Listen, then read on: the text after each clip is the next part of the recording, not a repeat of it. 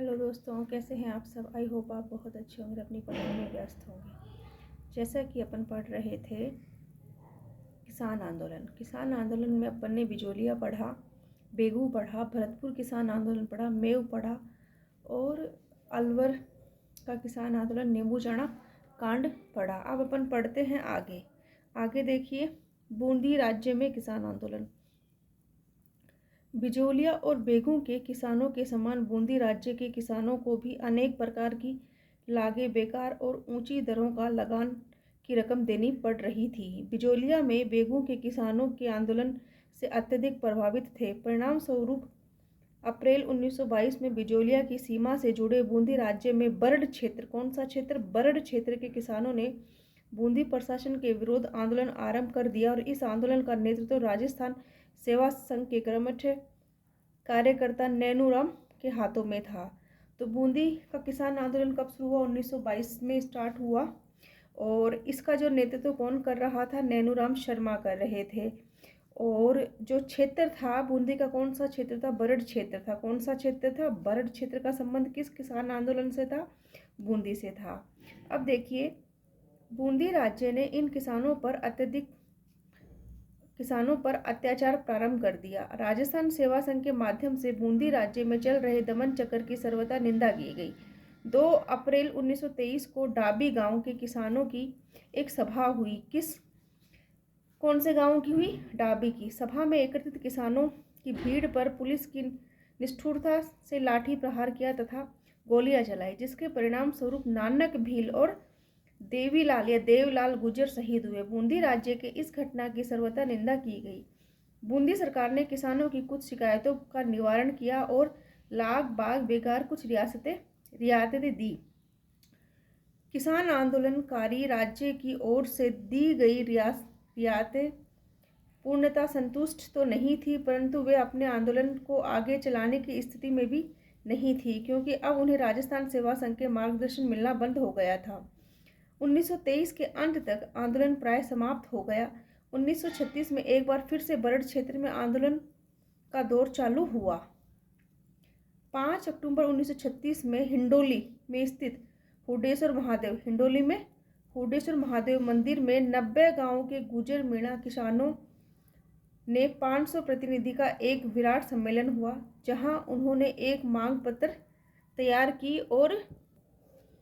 और उसे सरकार को प्रेषित कर दिया। प्रेषित यानी भेज दिया। सरकार ने उनकी मांगों पर ध्यान नहीं दिया। किसानों ने राज्य के विरुद्ध आंदोलन छेड़ दिया, जो लंबे समय तक चला।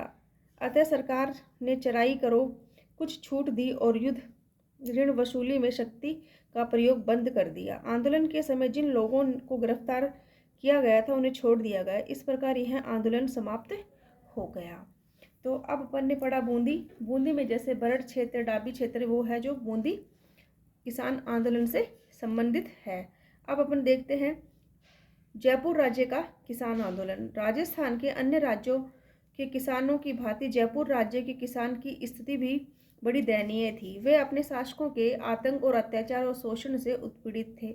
जयपुर रियासत में किसान आंदोलन का मूल केंद्र राज्य के पश्चिमी भाग में स्थित शेखावटी, तोरावटी, सांभर, सीकर आदि खेतड़ी के ठिकाने थे। किसान आंदोलन का श्री गणेश कहाँ से हुआ था? तो ये देखिए, जैसे जो किसान आंदोलन थे जयपुर का, वहाँ जो श्री गणेश हुआ था या स्टार्ट हुआ था, कहाँ से हुआ था? सीकर ठिकाने से हुआ था। कहाँ से हुआ था? सीकर ठिकाने से हुआ था। 1922 में सीकर ने नए राव राजा कल्याण सिंह की ने भूमि कर में 25 से 50% की वृद्धि कर दी। उसने किसानों को आश्वासन दिया था कि अगले वर्ष उनसे ली जा रही लागों में छूट दे दी जाएगी। राव राजा ने अपने वचन का पालन नहीं किया। किसने नहीं किया? कल्याण सिंह ने नहीं किया। इससे किसान खिन्न होकर आंदोलन आरंभ कर दिया। रामनारायण चौधरी और हरि ब्रह्मचारी के सीकर आने से किसान आंदोलन को प्रोत्साहन मिला। सीकर आंदोलन की गूंज केंद्रीय असेंबली में ब्रिटेन के हाउस ऑफ कॉमन में उठी। ब्रिटिश सरकार ने राव राजा को सलाह दी कि वह अपने ठिकाने में नियमित रूप से भूमि बंदोबस्त की व्यवस्था करे। राव राजा ने ठिकानों में भूमि बंदोबस्त करवाने में पूर्व भूमि का सर्वेक्षण करवाया, जिससे छोटी जरीब का प्रयोग किया गया। सीकर के राव राजा ने इजाफा के नाम पर प्रति बीघा भूमि पर 2 आना भूमि कर में वृद्धि कर दी। जरीब की लंबाई के मामले को लेकर तथा भूमि कर में की गई वृद्धि के कारण किसानों में पुण्य असंतोष बढ़ा और अक्टूबर 1925 में जाट सभा का बगड़ शेखावटी में एक अधिवेशन आयोजित किया गया, जिसमें राज्य और जागीरदारों की तरह जाटों पर किए जा रहे सामाजिक और आर्थिक शोषण के विरुद्ध शेखावटी के गांव में पहुंचकर कृषकों से संबंध स्थापित कर उन्हें ठिकानेदारों में भूमि लगान न देने के लिए समझाया। भरतपुर के जाट नेता देशराज ने सीकर और शेखावटी के जाट किसानों को अपने अधिकारों के लिए संघर्ष करने को प्रेरित किया, उनमें एक नई चेतना उत्पन्न करी। 1932 में बसंत पंचमी के पर्व के अवसर पर झुंझुनू जाट सभा के तत्वाधान भव्य समारोह हुआ तथा समारोह में 60,000 किसानों ने भाग लिया। इसमें किसान आंदोलन को प्रोत्साहन मिला। जाटों को संगठित करने के उद्देश्य से देशराज ने सितंबर 1933 में पल थाना में एक सभा का आयोजन किया। कौन सा स्थान? पल थाना, जिसमें सीकर में एक महायज्ञ करने का निर्णय लिया गया। राव राजा ने महायज्ञ की अध्यक्ष सवारी के लिए हाथी देने से इनकार कर दिया। किसान और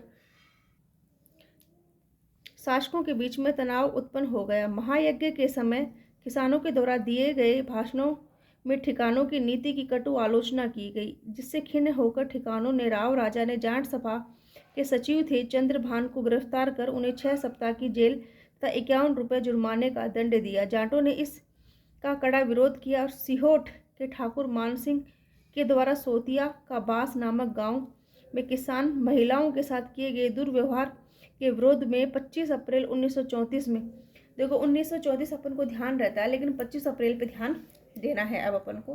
25 अप्रैल 1934 में जाट महिलाओं के कटराथल में एक सम्मेलन आयोजित किया गया, जिसमें 10,000 स्त्रियों ने भाग लिया और इस सम्मेलन की अध्यक्षता कौन कर रहा था? किशोरी देवी कर रही थी। 25 अप्रैल 1935 में सीकर ठिकाने का राजस्व अधिकारी पुलिस की सहायता से कुंदन गांव, कौन सा गांव? कुंदन गांव में भूमि लगान वसूल करने पहुंचा। उस समय जाट किसानों में हिंसा भड़क उठी। पुलिस ने गोली चला दी और उसमें 4 जाट मारे गए, 14 किसान घायल हुए। शहीद होने वाले किसान कौन कौन थे? देखो, चेतराम, टीकूराम, तुलसाराम और आशाराम। लगभग 175 जाट किसान गिरफ्तार किए गए और इस हत्याकांड की गूंज ब्रिटिश संसद में सुनाई दी। इससे मजबूर होकर जयपुर के राजा ने इस आंदोलन की ओर ध्यान देना पड़ा। महात्मा गांधी ने अपने अंग्रेजी साप्ताहिक हरिजन में सीकर किसान आंदोलन की खुड़ी कांड, कौन सी कांड? खुड़ी कांड के बारे में एक लेख लिखकर स्थानीय लोगों के प्रति सहानुभूति प्रकट की। आंदोलन के समाचार न केवल सिंगापुर, न्यूजीलैंड, ऑस्ट्रेलिया, इंग्लैंड आदि देशों के अखबारों में प्रकाशित हुआ, बल्कि ब्रिटिश संसद के हाउस ऑफ कॉमन में भी इसके बारे में 7 बार, कितनी बार? 12 में 7 बार में 14 प्रश्न पूछे गए। 7 बार में कितने प्रश्न पूछे गए? 14 प्रश्न पूछे गए। आतंककारी साधन अपनाने के बावजूद जाट आंदोलन को कुचला नहीं जा सका।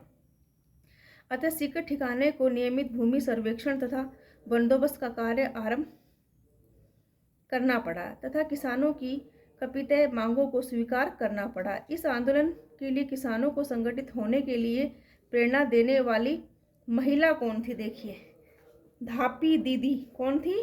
धापी दीदी।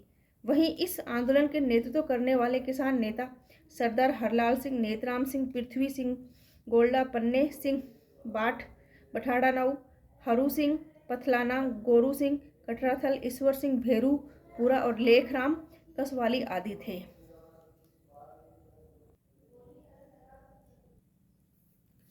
इस बीच शेखावटी के अन्य ठिकानों में जाट आंदोलन भी फैल गया। मार्च 1923 में खेतड़ी, डूंडलोद, नवलगढ़, मंडावा, बिसाऊ, सूरजगढ़, हमीरगढ़, इस्माइलपुर, जखारा, मलसीसर, अलसीसर, पाटन आदि ठिकानों में जाटों ने भूमि कर देने से मना कर दिया। 16 मई 1934 में हमीरवास के ठाकुर कल्याण सिंह ने आदमियों ने हनुमानपुरा गांव के जाट किसानों के से घेर कर आग लगा दी, जिससे 33 घर जलकर राख हो गए। इसी प्रकार ढूंढलोद के ठाकुर ने जयसिंहपुरा गांव के किसानों को आतंकित किया तथा उनके भाई हरनाथ ने सशस्त्र व्यक्तियों के साथ ठिकाने पर लाठियों व तलवारों से वार कर जाट किसानों को घायल कर दिया। जागीरदारों ने इस हरकतों से शेखावटी के किसानों में सशस्त्र संगठित होकर उसका डटकर मुकाबला किया। शेखावटी जाट किसान पंचायत की तरफ से 9 अक्टूबर 1934 में जयपुर के महाराजा को मांग पत्र प्रेषित किया तब प्रार्थना पत्र की जागीरदारों के आतंक से उन्हें मुक्त कराए। शेखावटी के नाजिम ने भी अपनी रिपोर्ट राज्य सरकार को प्रेषित की। नाजिम ने किसानों की शिकायतों की पुष्टि की और उन्हें समाधान के लिए सुझाव दिया। परिणामस्वरूप 1936 में ठिकानों में बूंदी सर्वेक्षण बूंदी बंदोबस्त की प्रक्रिया प्रारंभ हुई, जिससे शेखावटी और सीकर क्षेत्र में कुछ शांति हुई। सीकर व शेखावटी के दीर्घकालीन किसान संघर्ष अंत मार्च 1947 में जयपुर में हीरालाल शास्त्री के नेतृत्व में लोकप्रिय सरकार के गठन हो जाने के साथ ही हुई। राजस्व मंत्री कौन था? टीकाराम पालीवाल ने गैर खालसा भूमि बंदोबस्त करवाने की व्यवस्था करी। और अपन इसी सीरीज में अब अपन कल पढ़ेंगे मारवाड़ किसान आंदोलन, बीकानेर किसान